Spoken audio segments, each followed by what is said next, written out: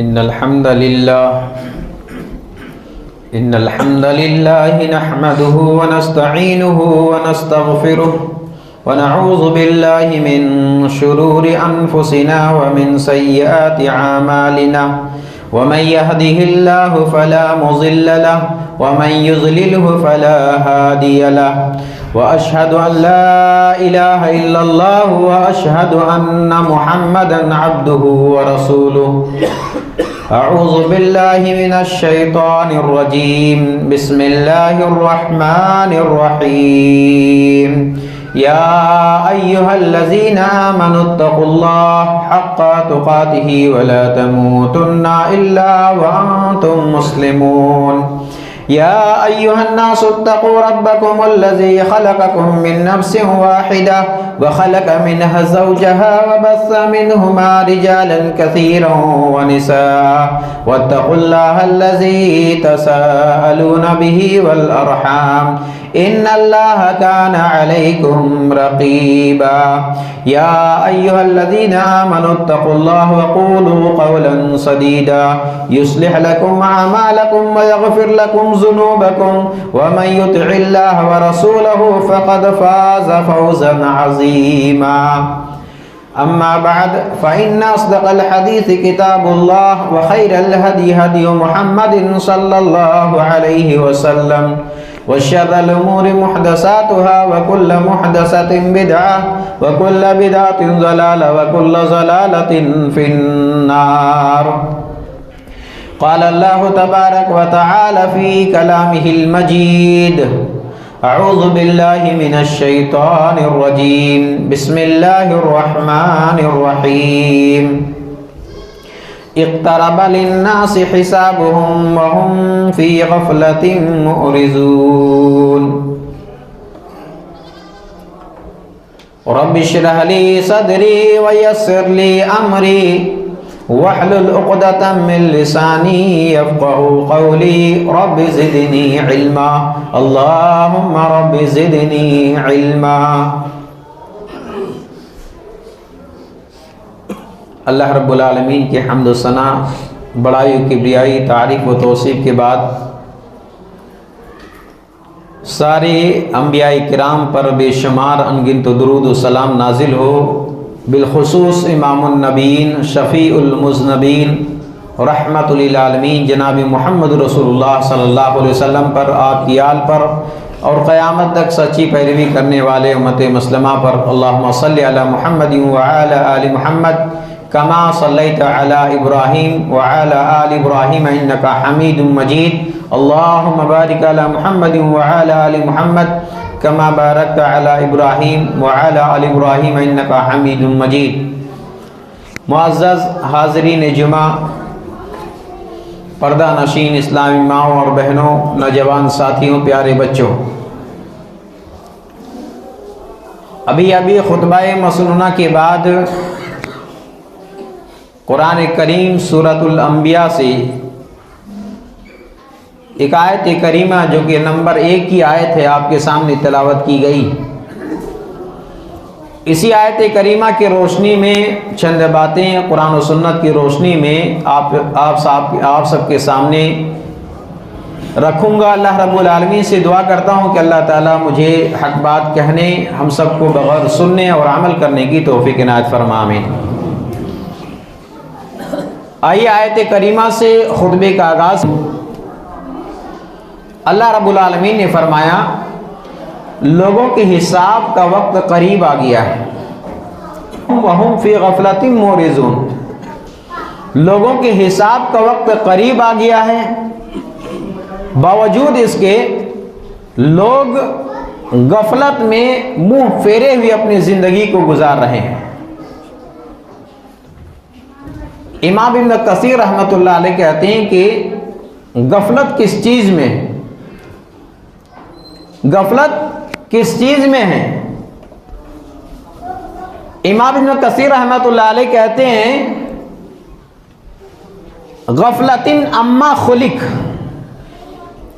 इंसान जिस मकसद के तहत पैदा किए गए हैं, हम और आप जिस मकसद के लिए इस दुनिया के अंदर आए हैं, उस मकसद असली को, उस मकसद असली से हम और आप गाफिल हैं। हम गफलत भरी जिंदगी गुजार रहे हैं।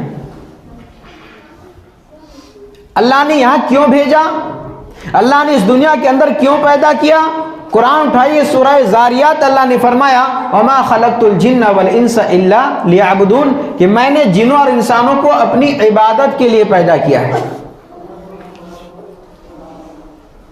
ये वक्त जो अल्लाह ताला ने हमें दिया है, ये उम्रें, ये सांसें, ये लम्हात, ये सलाहियतें, ये सारी चीजें लेकर हम दुनिया में आए हैं। अल्लाह ने हमें भेजने का, पैदा करने का मकसद बता दिया है अल्लाह की इबादत। लेकिन इन तमाम सलाहियतों के बावजूद आज हम इसके अपोजिट होकर के मकसद हयात की जो असल मकसद है उससे हट करके गफलत भरी हम जिंदगी गुजार रहे हैं। आज सबसे ज्यादा अगर गाफिल, सबसे ज्यादा अगर सुस्त किसी कौम में अगर दिखाई दे रही है तो वो कौम मुस्लिम है। इंतहाई गफलत के साथ हम अपनी जिंदगी गुजार रहे हैं, इंतहाई सुस्ती के साथ हम जी रहे हैं।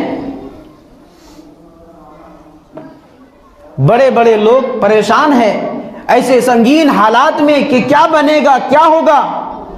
अल्लाह आलम बिस्सवाब, अल्लाह बेहतर जानता है कि जो हालात है, जो संगीनियां हैं, जो खराबियां हैं, आगे क्या माहौल रहेगा, अल्लाह बेहतर जानता है। लेकिन हमारे अंदर गफलत इतनी आम है और इस कदर कूट कूट करके हम सुस्ती के साथ जिंदगी गुजार रहे हैं कि ये जुमे की नमाज में आते हैं, आधे घंटे का खुतबा है, इसके अंदर भी लोगों को नींद आती है, इसके अंदर भी हमें नींद आती है।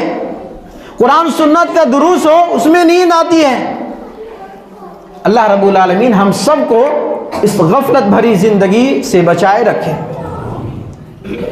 किसी चीज के अंदर हमें दिलचस्पी नहीं है, हर जगह देखिए तो गफलत के साथ काम हो रहा है, गफलत के साथ हमें अपनी जिंदगी बिता रहे हैं। ये गफलत जो है, ये गफलत अच्छी चीज नहीं है। सुस्ती काहली ये अच्छी चीज नहीं है। ये गफलत एक मज़मूम सिफत है, एक बुरी आदत है। अल्लाह तबारक व तआला अपने प्यारे हबीब जनाब मोहम्मद रसूलुल्लाह सल्लल्लाहु अलैहि वसल्लम को इरशाद फरमाता है कि वला तकुम मिनल गाफिलीन, कि नबी सल्लल्लाहु अलैहि वसल्लम आप गाफिलों में से मत होइए, आप गाफिलों में से मत होइए, आप गफलत भरी जिंदगी मत गुजारिए। ये अल्लाह तबारक व तआला अपने आखिरी नबी जनाब मोहम्मद रसूलुल्लाह सल्लल्लाहु अलैहि वसल्लम को ये हुक्म दे रहा है और आपको ये हुक्म दे करके अल्लाह ताला ने आपकी उम्मत को भी खबरदार कर दिया है कि जिंदगी गफलत के साथ नहीं गुजारनी है। ये गफलत, ये सुस्ती, अहले इल्म ने लिखा है उक़ूबतुम मिनल्लाह, ये अल्लाह रब्बुल आलमीन का अजाब है। ये गफलत वाली जो जिंदगी है ये अल्लाह की तरफ से अजाब है हमारे ऊपर। और अहले इल्म ने दलील के तौर पर कुरान करीम की आयत करीमा पेश करते हैं कि उलाइका अल्लज़ीना तबअल्लाहु अला क़ुलूबिहिम व समइहिम व अबसारिहिम व उलाइका हुमुल गाफिलून, कि यही वो लोग हैं जिनके दिलों पर, जिनकी आंखों और जिनके कानों पर अल्लाह ताला ने मुहर लगा दिया है, अल्लाह ताला ने पर्दा डाल दिया है। वह उलाइका हुमुल गाफिलून, और यही लोग हैं जो गफलत के साथ जिंदगी गुजार रहे हैं। मालूम यह हुआ कि गफलत एक मजमूम, एक बैड हैबिट, एक बुरी आदत, और इसी तरह गफलत के साथ जिंदगी गुजारना, जैसा कि अल्लाह रब्बुल आलमीन का अजाब बताया गया है। इसी तरीके से अहले इल्म ने यह भी लिखा है कि गफलत के साथ जिंदगी गुजारना ये जहन्नमियों की अलामत है। गौर से सुनिए, चौकन्ना होकर के सुनिए, गफलत की अलामत ये जहन्नमियों की अलामत है। अल्लाह रब्बुल आलमीन ने सूरह यूनुस के अंदर फरमाया इन्नल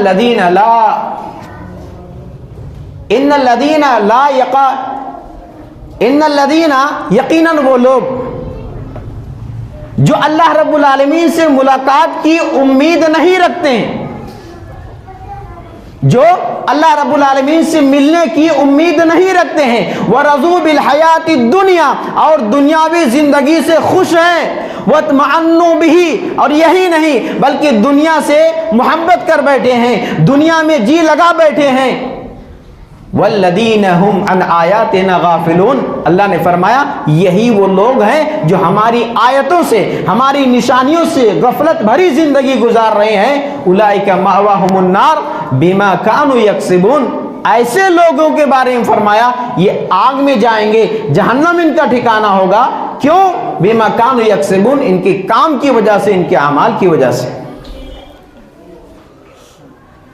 ये गफलत और सुस्ती जहन्नमियों की अलामत है। गफलत और सुस्ती एक बुरी सिफत है। गफलत और सुस्ती ये अल्लाह रब्बुल आलमीन की जानिब से हमारे ऊपर अजाब है। मेरे भाइयों, हमें और आपको कैसे पता चलेगा कि हमारे अंदर गफलत पाई जा रही या नहीं पाई जा रही है, हम सुस्त है या नहीं है, कैसे पता चलेगा, इसका इल्म कैसे होगा? अहले इल्म ने इस ताल्लुक से चंद बातें लिखी हैं, मैं आपके सामने रखना चाहता हूँ। गौर से सुनिए और हर भाई, हर शख्स, हर सुनने वाले इस बात को सुने और अपने गरेबान का मुहासबा करें, अपने अमाल का मुहासबा करें। देखे टटोल के कहीं ऐसा तो नहीं कि हम गाफिलों में से हैं, कहीं ऐसा तो नहीं कि हम सुस्ती के साथ जिंदगी गुजार रहे हैं। अहले इल्म कहते हैं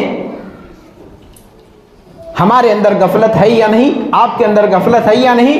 पहली चीज अत्तकासुरु अनित्ताअह, गौर से सुनिएगा, सो रहे हैं तो बेदार हो जाइए और पहचानिए कि आप गफलत भरी जिंदगी गुजार रहे हैं या नहीं गुजार रहे हैं। फरमाते हैं अत्तकासुरु अनित्ताअह, नेकी के कामों में सुस्ती करना, नेकियों में सुस्ती करना। और नेक कामों में सबसे हाई लेवल पर, नेक कामों में सबसे ऊंचा जिसका मकाम है, जब जिसका सबसे आला मर्तबा है, वो आप कुरान हदीस पढ़िए, मालूम होगा, नमाज का मामला आता है। नेक कामों में सबसे ऊंचा जिसका दर्जा है, जिसको सबसे अफजल अमल बताया गया है, वह नमाज है। आज नमाजें हमसे नहीं पढ़ी जा रही है, नमाज के अंदर हम सुस्ती करते हैं। नेक कामों में सबसे आला नमाज का मकाम है और नमाज हमसे नहीं हो पा रही है। नमाज के लिए अपनी दुकान छोड़कर मस्जिद नहीं आ सकते हैं, घर से निकलकर मस्जिद नहीं आ सकते हैं। ये नेक काम में सुस्ती गफलत की अलामत है। हमारे अंदर गफलत है या नहीं है। हम दुनिया में बहुत एक्टिव हो सकते हैं, हम लोगों के नज़रों में बहुत चालाक हो सकते हैं, लेकिन अल्लाह की नज़र में हम चालाक है या नहीं है, हम एक्टिव है या नहीं है, ये हमें नेक अमल पता देती है। नेक अमाल नहीं हो रहा है, नमाज के बारे में ऐसा लगता है कि किसी ने बोझ लाद दिया है, एक बोझ समझा जा रहा है, नेक काम करने में हमें मुश्किल हो रही है, तो ये अंदाजा लगाइए, ये मालूम कर लीजिए कि हमारे अंदर गफलत पाई जा रही है, हमारे अंदर गफलत पाई जा रही है। अल्लाह के नबी सल्लल्लाहु अलैहि वसल्लम एक हदीस के अंदर फरमाते हैं, इन्नल ईमान ला यख्लुकु फी जौफी अहदिकुम, तुम्हारे अंदर जो ईमान है ये ईमान पुराना हो जाता है। जी हां, तबरानी की सही हदीस है, अल्लाह के नबी सल्लल्लाहु अलैहि वसल्लम फरमाते हैं, इन्नल ईमान ला यख्लुकु फी जौफि अहदिकुम कमा यख्लुकु सौबुल खल्क़ु। अल्लाह के नबी मिसाल देके समझा रहे हैं कि जिस तरह ये कपड़ा है, पहन पहन करके तुम पुराना करते हो, उसी तरह तुम्हारे अंदर जो ईमान है वो पुराना हो जाता है।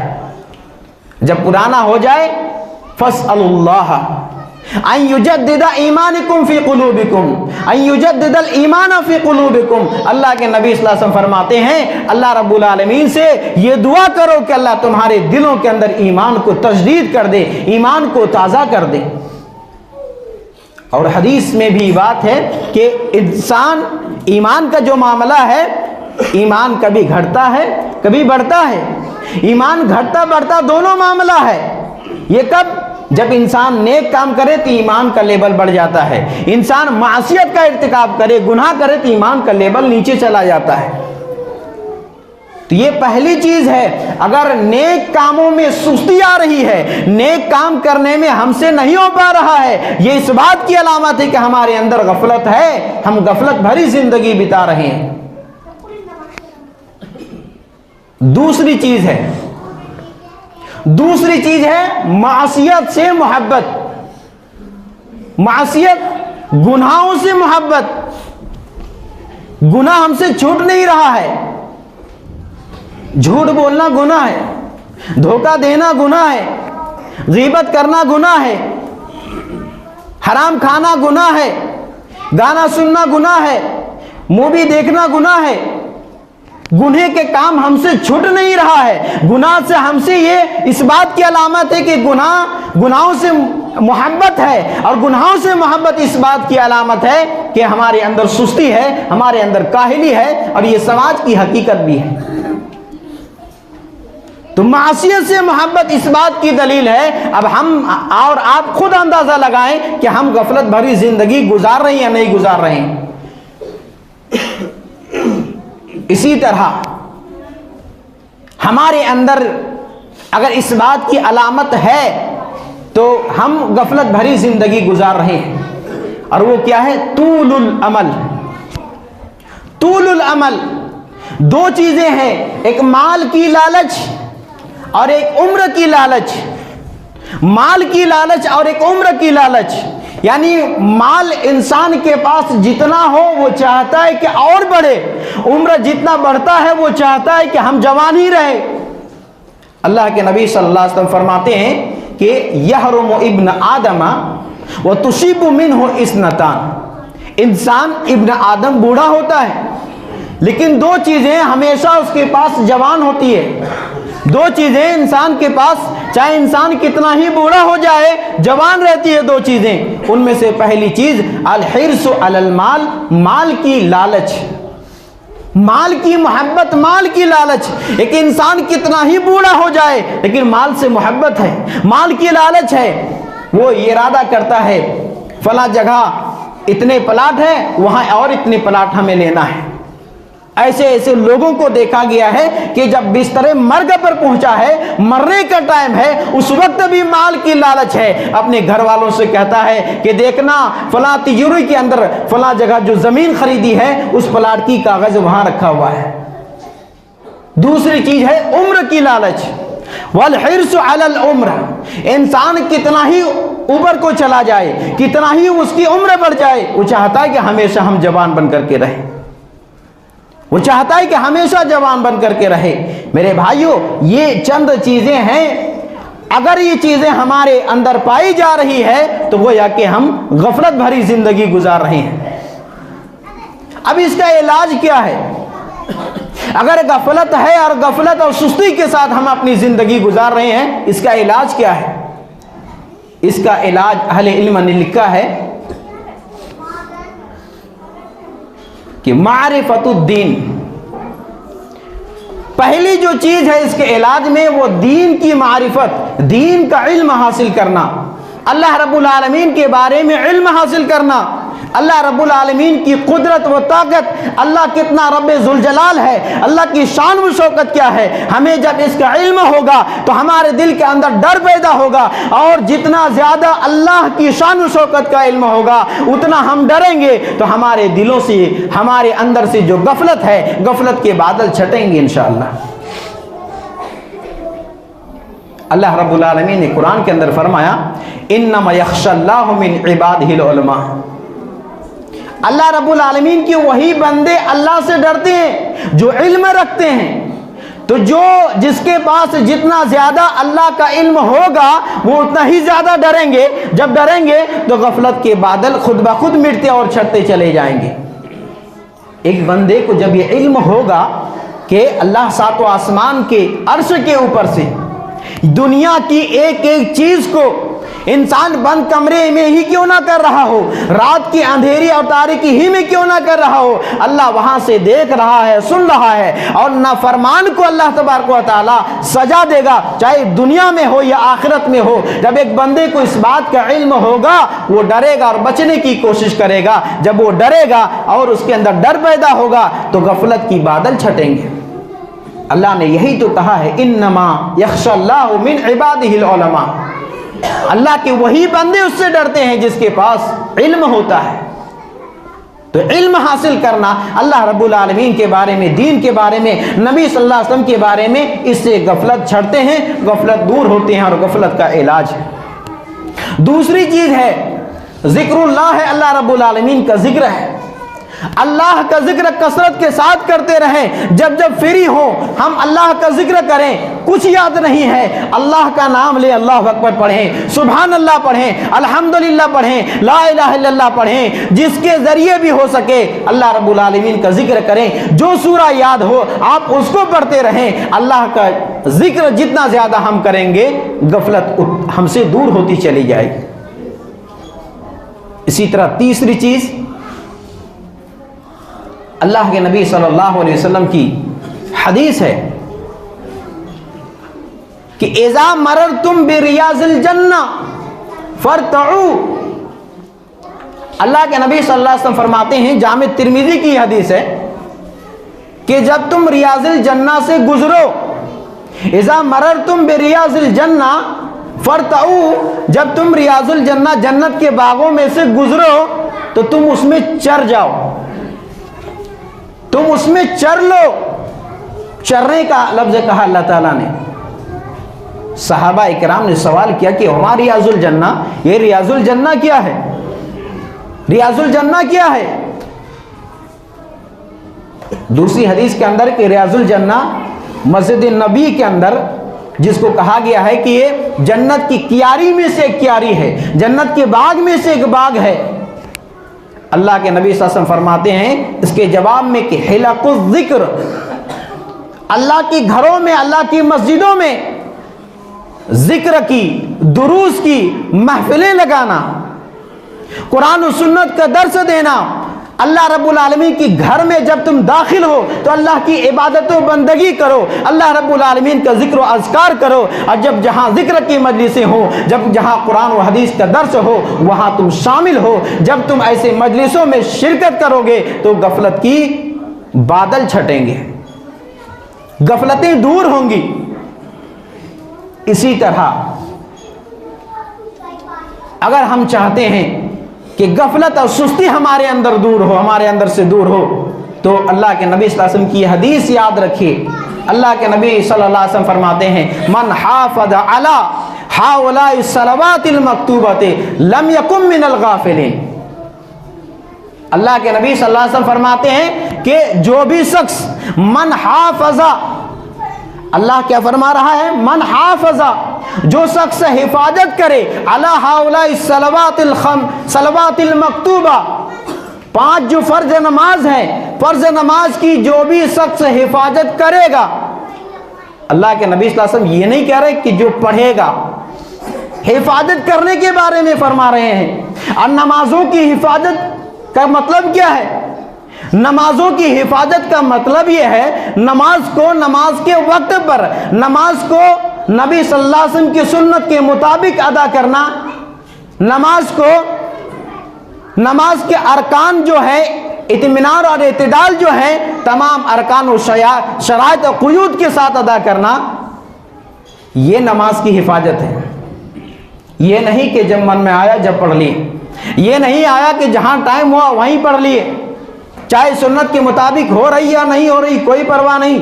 अल्लाह के नबी सल्लल्लाहु अलैहि वसल्लम फरमाते हैं, मन हाफ़ज़ा अला हाउलाई सलवातिल मक्तूबा, जो शख्स फर्ज नमाज की हिफाजत करता हो, लम यकुम मिनल गाफिलीन, वो गफलत वालों में से नहीं है, उनकी जिंदगी गफलत वालों में से नहीं है। मेरे भाइयों, ये इस हदीस से भी मालूम कर सकते हैं, और ये दोनों चीज़ों का इसमें इलाज है। यानी किसके अंदर सुस्ती है, गफलत है, जो नमाज नहीं पढ़ते हैं वो गफलत भरी जिंदगी गुजार रहे हैं। अब वो अगर चाहते हैं कि गफलत उनसे दूर हो तो नमाजों की हिफाजत करें। इसी हदीस के अंदर अल्लाह के नबी सल्लल्लाहु अलैहि वसल्लम ने यह भी फरमाया है कि वमन क़रअ फ़ी लैलतिन मिअत आया वलम यकुम मिनल गाफिलिन। अल्लाह के नबी सल्लल्लाहु अलैहि वसल्लम ने इसी हदीस के अंदर फरमाया कि जो भी शख्स रात में 100 आयत की तिलावत करता हो वो गाफिलों में से नहीं है, उनकी जिंदगी गफलत भरी नहीं है, सुस्ती भरी नहीं है। हम चाहते हैं कि हमारी ज़िंदगी गफलत से दूर हो, हम एक्टिव होकर के ज़िंदगी बिताना चाहते हैं, ज़िंदगी गुजारना चाहते हैं, नमाजों की हिफाजत करें। हम चाहते हैं कि हमारे अंदर से गफलत और सुस्ती दूर हो, तो रोज़ाना रात को कम से कम 100 आयात की तिलावत कर लिया करें। इन तमाम चीज़ों से फ़ायदा ये होगा कि गफलत हमसे दूर होगी, गफलत के बादल छटेंगे, हम एक्टिव होकर के ज़िंदगी गुजारेंगे। आखिर में एक हदीस मुझे याद आ रहा, मैं चाहता हूं कि वह हदीस आपके सामने रख दूं, जुमे के ताल्लुक से है, जुमे के ताल्लुक से है। यह हदीस बुखारी मुस्लिम दोनों के अंदर है और 2 हदीस इसके रावी हैं, हजरत अब्दुल्लाह इब्न उमर रज़ियल्लाहु अन्हुमा और हजरत अबू हुरैरा रज़ियल्लाहु अन्हु। 2 हदीस और बड़े ऊंचे तबका के सहाबी हैं। दोनों क्या रिवायत करते हैं, समिअ रसूलुल्लाह सल्लल्लाहु अलैहि वसल्लम यक़ूल अला आवाद मिंबरिही। दोनों कहते हैं समिअ, हम दोनों ने सुना। नबी सल्लल्लाहु अलैहि वसल्लम ये हदीस जो बयान किए हैं, लकड़ी के मेंबर के ज़ीने पर खड़े होकर के अल्लाह के नबी सल्लल्लाहु अलैहि वसल्लम इस हदीस को बयान किए हैं। वह हदीस क्या है? हदीस ये है, लयंतहियन्न अक़वामुन औ विदइहिमुल जुमआत। ऐ लोगों सुनो, जुमा की नमाज को छोड़ने से तुम बाज आ जाओ, जुमे की नमाज को छोड़ने से बाज आ जाओ। औ लयख्तिमन्नल्लाहु अला कुलूबिकुम, वरना अल्लाह तुम्हारे दिलों पर मुहर लगा देगा, वरना अल्लाह ताला तुम्हारे दिलों पर मुहर लगा देगा। वला तकूनन्ना मिनल गाफिलीन, और तुम गफलत वालों में से हो जाओगे, तुम गाफिलों में से हो जाओगे। मेरे भाइयों, यहां पर एक सवाल करना चाहता हूं। अल्लाह के नबी सल्लल्लाहु अलैहि वसल्लम ने फरमाया कि जुमे की नमाज छोड़ने से बाज आ जाओ। सवाल यह है कि जुमे की नमाज के लिए हमें मस्जिद में कब आना चाहिए? जुमे की नमाज के लिए मस्जिद में कब आना चाहिए? क्या उस वक्त जब खतीब इमाम मेंबर पर बैठ जाएं, या उससे पहले? जाहिर सी बात है, जवाब यह है कि इमाम के खतीब के मेंबर पर जाने से पहले ही जुमे के लिए मस्जिद में आ जाना चाहिए। लेकिन हमारा अमल तो उल्टा बता रहा है। हमारा अमल ये बता रहा है कि नहीं, जुमे का टाइम मालूम है, 1:45 से 1:15 तक का यहाँ खुतबा है, हमें आखिर में टाइम मिला करके 5-7 मिनट जब बाकी बचेगा जब जाना है। मेरे भाई, गौर करने की बात है, सही बुखारी की हदीस है। वह हदीस भी अपने जहन में रखें कि जुमे के दिन मस्जिद के दरवाजे पर फरिश्ते आते हैं और अल अव्वल फल अव्वल, जो पहले आता है ऊंट के बराबर उसके अजर सवाब को लिखते हैं, जो उसके बाद आता है गाय के सदका करने के बराबर अजर सवाब को लिखते हैं, फिर बकरी, मुर्गी, फिर अंडा, इस तरह लिखते लिखते जब इमाम मेंबर पर बैठ जाते हैं तो ये फरिश्ते अपने रजिस्टर को लपेट करके फरिश्ते क्या करते हैं? आसमान में चले जाते हैं। किसी को याद है कि फरिश्ते नाम लिखते लिखते जब इमाम मेंबर पर आकर बैठ जाते हैं तो फरिश्ते क्या करते हैं? लिखना बंद करते हैं और उसके बाद वो क्या करते हैं? आसमान पर चले जाते हैं। वो खुतबा सुनते हैं, मस्जिद में आकर के बैठ जाते हैं। मेरे भाइयों, अल्लाह रब्बुल आलमीन की मासूम अगर कोई मखलूक है तो फरिश्तों की जात है, जो गुनाहों से मासूम है। ला यासून अल्लाह कहा गया है, ये कोई नफरमानी नहीं करते हैं। उन मासूम फरिश्तों को खुतबा सुनने की जरूरत है, लेकिन अफसोस ये है हमें इसकी जरूरत नहीं है, हमें खुतबा सुनने की जरूरत नहीं है। इसलिए टाइम मिला करके हमें लास्ट में आना है, टाइम मिला करके हमें बिल्कुल आखिर में आना है। इतनी गफलत, इतनी सुस्ती हमसे ज्यादा कोई कौम नहीं हो सकती है मेरे भाइयों। ये इस बात की दलालत और अलामत है कि हमसे ज्यादा कोई सुस्त नहीं है। हफ्ता में एक दिन त्योहार का दिन कहा गया है, ईद का दिन कहा गया है, और उस दिन भी हमारे लिए टाइम नहीं है कि हम वक्त से पहले पहुंचे और पहुंच करके फरिश्तों के रजिस्टर में अपना नाम दर्ज करवाएं। फरिश्ते खुतबा सुनते हैं, हदीस सही बुखारी की हदीस है कि वो गौर से सुनते हैं, और हम टाइम मिला करके आखिर में आते हैं। कौन खुतबा सुने? अमल करना पड़ेगा। मेरे भाई ये सुस्ती की अलामत है, ये गफलत की अलामत है। इसलिए हम गफलत से हम बाहर आए, हम एक्टिव हो जाएं। जो मोमिन होते हैं ना वो गफलत की जिंदगी नहीं गुजारते हैं। इत्तकू फिरासतल मोमिन, मोमिन चालाक होते हैं, मोमिन एक्टिव होकर के काम करते हैं, जो भी काम करते हैं प्लानिंग के साथ करते हैं। मेरे भाइयों, इन तमाम बातों को अच्छी तरह समझें और अपनी जिंदगी में नाफिज करने की कोशिश करें। मैं अल्लाह से दुआ करता हूं कि अल्लाह हमारे अंदर जो गफलत है, जो सुस्ती है, अल्लाह इन तमाम गफलतों सुस्तियों को दूर फरमा दे, हमारे अंदर एक्टिव और हमारे ईमान को ताज़ा कर दे। हम सबको अल्लाह तू बेदार कर दे, हमेशा जाग करके, हमेशा बेदार होकर के हर काम को करने की तौफीक इनायत फरमा। अल्लाह आलमीन, जो बीमार है अल्लाह उनकी बीमारी को दूर फरमा। अल्लाह जो परेशान है अल्लाह उनकी परेशानी को दूर फरमा। जो कर्ज में डूबा हुआ अल्लाह तू उनकी कर्ज की अदायगी में आसानियाँ फरमा। आमीन या रब्बल आलमीन।